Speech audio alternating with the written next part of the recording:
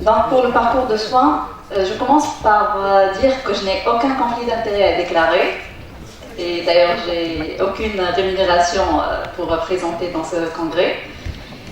Et donc je vais vous parler de concept du parcours de soins parce que c'est quelque chose de nouveau en Tunisie. Et je vais faire un état des lieux du système de santé tunisien avec les enjeux et les solutions qu'un parcours de soins peut apporter à notre système. Je vais présenter aussi les expériences internationales dans les instances qui sont en fait équivalentes à l'ENA Santé au niveau mondial. Et puis de l'expérience nationale de l'ENA Santé et les préalables à l'implémentation des parcours de soins. Donc le parcours des soins, c'est la prise en charge globale du patient et de l'usager dans un territoire de santé donné, avec une meilleure attention portée à l'individu et ses choix. En fait, le parcours de soins, il prend en compte les besoins du patient. Ça nécessite une action coordonnée des acteurs de santé. Et son utilité consiste pour assurer une prise en charge globale, sans rupture entre les différents intervenants et les différentes lignes de soins. En fait, le parcours de soins il constitue un lien entre la première, la deuxième et la troisième ligne. Quelques petites définitions. Donc, on a eu le choix en Tunisie de mettre en œuvre et d'implémenter les parcours de soins qui, en fait, s'intéressent surtout aux besoins d'un patient spécifique à une pathologie ou à une situation donnée. En France, par exemple, il y a les parcours de santé qui sont pris en charge par la HAS et il prend en fait en compte plutôt tout l'aspect soins plus tout ce qui est prise en charge psychosociale. Il y a aussi les parcours de vie qui prend toute la prise en charge d'une personne, d'un citoyen, dans son environnement et prend plus que les soins, par exemple la scolarisation, la réinsertion, le logement, etc. Donc pour l'état des lieux, la coordination et la continuité des soins, notamment entre les différentes structures de soins. Donc ça, c'est un état des lieux qui a été en fait retiré du livre blanc du dialogue sociétal pour prouver la nécessité d'implémenter les parcours de soins en Tunisie. Donc le dialogue sociétal, il a évoqué que le patient est en quête de soins et a difficulté à s'orienter dans un système qui s'impose à lui. En fait, il ne peut pas exprimer ses choix et il a en fait quelque chose d'imposé par le système ou par les professionnels. Les parcours de soins sont ressentis comme une épreuve insupportable pour le citoyen, en particulier pour les malades chroniques, dans les régions de l'Ouest et du Sud, avec des déplacements longs, coûteux et très fréquents. Les rendez-vous obtenus sont incertains dans des structures où les malades se sentent totalement perdus sans l'aide d'une connaissance. Dans certaines régions de la Tunisie, même des examens complémentaires nécessitent le déplacement vers une autre région.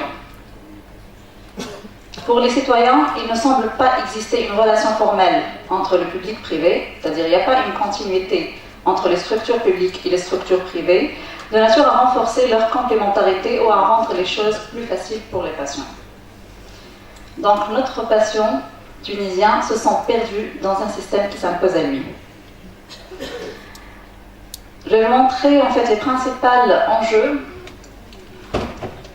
pour l'implémentation des parcours de soins en Tunisie. On remarque dans ces dernières années qu'il y a un vieillissement croissant de la population tunisienne et un accroissement des maladies chroniques.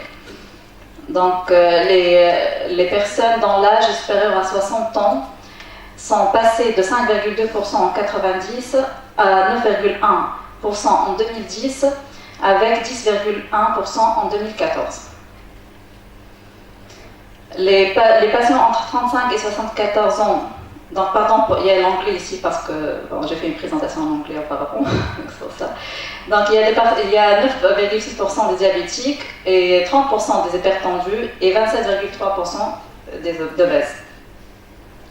Donc on a ça c'est une enquête qui a révélé aussi qu'il y a 51,8% des diabétiques et 61,2% des hypertendus qui ne connaissent pas leur maladie avant l'enquête. Donc ils se sont découverts pendant l'enquête. Donc on a aussi une grande disparité régionale et le développement des inégalités sociales entre les régions. surtout après la révolution, notre chère révolution de 2011, il y a eu une croissance énorme des exigences de nos patients. On a aussi un coût croissant de santé.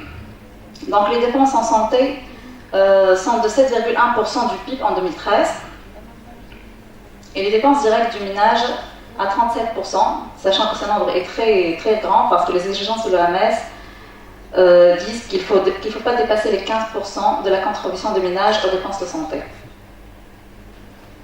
Donc les parcours de soins sont une solution pour ces enjeux. Comment? Pour le vieillissement de la population et la progression des maladies chroniques, les parcours de soins ils permettent aux personnes d'avoir un accès à des parcours lisibles, accessibles, complets et de qualité.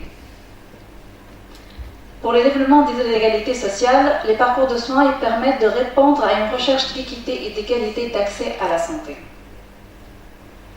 La spécialisation croissante des professionnels de santé. Donc, à l'aide des parcours de soins, on fait l'outil prise en charge par différents leviers, on définit le rôle de chaque intervenant et on met l'accent sur le rôle des médecins de famille, qui devient primordial. La croissance des exigences des patients, les parcours de soins ils satisfait la demande des patients et leur famille aussi. Donc en fait, lors du développement des parcours de soins, on tient compte des besoins des patients et on associe des représentants des âgés pour l'élaboration de ces parcours. Le coût croissant des soins de santé. Il y a aussi des études médico-économiques lors du développement des parcours de soins qui permettent de rationaliser et d'améliorer l'efficience de l'ensemble de l'offre de soins et de santé. Donc pourquoi les parcours de soins en Tunisie? C'est pour favoriser la participation et l'implication du patient dans sa propre prise en charge, pour conjuguer l'harmonisation des pratiques et la personnalisation du parcours, pour promouvoir une gestion prospective et coordonnée de la prise en charge.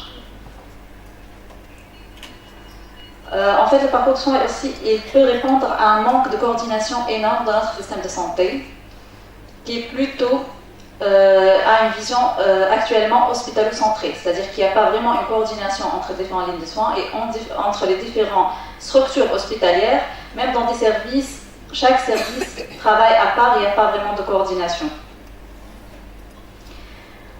Donc le parcours de soins il constitue aussi un pilier important pour impliquer le patient dans sa prise en charge par l'information, pour développer une relation soignant-soigné plus équilibrée, dans une logique de partenariat. Ça prend en compte les facteurs individuels, y compris socio-économiques, par la formation à la communication et à l'écoute active, par la promotion à la participation active du patient à la sécurité des soins, et garantit aussi la formation du patient lors de sa prise en charge par différents outils. Bon, ici, j'ai cité un peu d'outils comme les documents de sortie pour le patient, l'aide à la préparation à la sortie, quelques indicateurs aussi pour le suivi. Ça facilite aussi l'accomplissement des missions des représentants des usagers et ça rend le patient autonome et acteur de sa prise en charge médicamenteuse en le responsabilisant dans l'observance de son traitement. Donc le patient il devient co-acteur de sa sécurité. Il devient aussi partenaire de sa prise en charge. Pour les expériences internationales, il y a 2 agences internationales qui élaborent les guides de parcours de soins, 2 références internationales. Il y a la National Institute for Health and Care Excellence NICE en Angleterre. Il y a la Haute Autorité de Santé, la HAS, en France. Donc pour la HAS, les parcours de soins sont élaborés dans le service des maladies chroniques et dispositifs d'accompagnement des malades. Donc ce service s'intéresse à l'élaboration des guides parcours de soins pour quelques pathologies chroniques, les parcours de santé, à l'éducation thérapeutique du patient, au protocole de coopération entre professionnels, à la télémédecine, à la coordination des soins et à l'élaboration aussi de quelques outils qui facilitent la mise en œuvre, tels que les plans personnalisés de santé, la mise en œuvre de l'éducation thérapeutique, le dossier de liaison d'urgence, les checklists de sortie d'hospitalisation et les fiches points clés organisationnelles des parcours. Pour la NICE, il y a toute une rubrique qui s'intéresse au parcours de soins qui s'appelle NICE Pathways.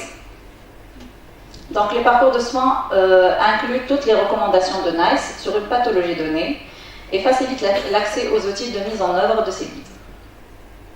Donc les produits de NICE qui sont inclus dans les parcours de soins sont les guides de bonnes pratiques cliniques et les guides de santé publique et de services sociaux, l'évaluation des technologies de santé, y compris les procédures d'intervention, de diagnostic, l'évaluation des technologies hautement spécialisées et les standards de qualité, et ainsi que les outils d'accompagnement et de mise en œuvre. Il y a quelques d'autres expériences internationales qui ne sont pas vraiment institutionnalisées. Par exemple, à l'Espagne, il y a une grande association internationale qui s'intéresse surtout aux soins intégrés, mais il y a une rubrique parcours de soins. Au Canada, c'est au niveau des centres de soins intégrés et en fait les directions de soins infirmiers qui s'intéressent à l'élaboration des guides parcours de soins. Et il appelle les trajectoires des soins pour une approche plus systémique qui rentre en fait dans le système d'accréditation au Canada. En Suisse, il y a quelques associations de qualité, mais c'est surtout au niveau des hôpitaux. Et ils appellent ça les itinéraires cliniques. Il y a une référence européenne pour les parcours de soins qui s'appelle European Pathway Association. Et pour la Tunisie, on a l'instance nationale de l'accréditation en santé au niveau du service parcours de soins. Les objectifs de l'INA Santé constituent, en fait, on a une méthodologie d'élaboration des guides parcours de soins qui repose sur les données probantes et les recommandations de bonnes pratiques. Les guides parcours de soins sont élaborés par des groupes de travail pluridisciplinaires après la collecte des avis des différentes parties prenantes et en impliquant le patient aux différentes étapes. Donc, l'INA Santé élabore des parcours de soins standards et assure aussi la validation méthodologique des parcours de soins adaptés aux spécificités régionales des établissements de santé. Donc, l'INA Santé a choisi de développer le parcours de soins en collaboration avec l'ensemble des parties prenantes pour contribuer à s'approprier les recommandations professionnelles, à améliorer la continuité et la délivrance de soins de qualité aux patients, et pour améliorer la coordination et la communication entre les acteurs de cette prise en charge, et pour aussi rationaliser les soins et la gestion des risques. Qu'est-ce qu'on a fait jusqu'ici en termes de parcours de soins à l'INA Santé? Donc, il y a un projet en 2015 qui était avec l'appui de l'OMS dans le cadre de la BINI 2014-2015. Donc, on a fait une première phase de lancement de sensibilisation, de renforcement de capacité avec l'organisation d'un séminaire en janvier 2015, qui a en fait, on a invité plus qu'une centaine de parties prenantes. En deuxième phase, on a fait le développement et la validation d'une approche méthodologique d'élaboration d'un guide parcours de soins pour une maladie chronique, en se référant aux standards nationaux. Il y avait aussi un séminaire d'approbation par les différentes parties prenantes en septembre 2015. En 2016, on a entamé, suite aux recommandations du comité de pilotage du plan Alzheimer du ministère de la Santé, l'élaboration d'un parcours de soins pour les patients atteints de maladies Alzheimer et de maladies apparentées. Ce projet n'a pas encore en fait atteint. On est à la phase de finalisation. Et après, c'est au ministère de la Santé, dans le cadre du plan Alzheimer, pour la mise en œuvre. En 2017, on vise à élaborer un parcours de soins pour la toxémie gravidique. Ce projet, en fait, pour la toxémie gravidique, il a été demandé par la direction des soins de santé de base. Et la CNAM, elle demande 5 parcours qu'elle juge prioritaires pour l'hypertension artérielle, pour le diabète, pour la cardiopathie ischémique, pour le BPCO, l'asthme et cancer. Plus que 5, j'imagine. D'accord, je vais bien se terminer. Donc, il y a quelques préalables qui sont nécessaires à l'implémentation des parcours de soins et que je peux dire qui sont défaillantes. On n'a pas de cadre réglementaire. Donc, ça reste des initiatives. C'est un peu malheureux pour moi parce que c'est très important d'organiser notre système de santé et d'harmoniser un peu nos pratiques et de satisfaire nos patients. On n'a pas un système de santé informatisé. Ce sera difficile pour la mise en œuvre. Et j'ai peur qu'on élabore des guides d'outils et que ça reste dans les tiroirs. Donc, pour ça c'est le travail du ministère. On doit collaborer ensemble. On n'a pas encore de dossier médical informatisé sur le plan national. Il y a quelques initiatives, je sais, quelques projets pilotes. La santé digitale et aussi la télémédecine qui facilite la coordination surtout entre les régions. Pour l'implémentation, les établissements de santé ont besoin d'accompagnement. Ça nécessite de ressources après, surtout des ressources matérielles peut-être, de la formation pour le personnel. On a besoin de l'engagement de volonté politique. On vit dans un système d'instabilité politique. Chaque 6 mois, on a un nouveau ministre, donc on recommence de nouveau à chaque fois d'expliquer, de réexpliquer. Donc on vit dans un malaise. Et pour le financement, pour assurer la pérennité du fonctionnement de l'INA Santé et bien évidemment de l'élaboration de tous ces outils. Et après, qui va faire le suivi et l'évaluation sur le terrain? Pour ça, on ne sait pas. Peut-être la direction des soins de santé de base, le ministère de la Santé, bien sûr en collaboration avec l'INA Santé, mais on ne sait pas encore. Donc voilà, le parcours de soins, c'est pour le bon patient, au bon endroit et au bon moment. Je vous remercie. Merci.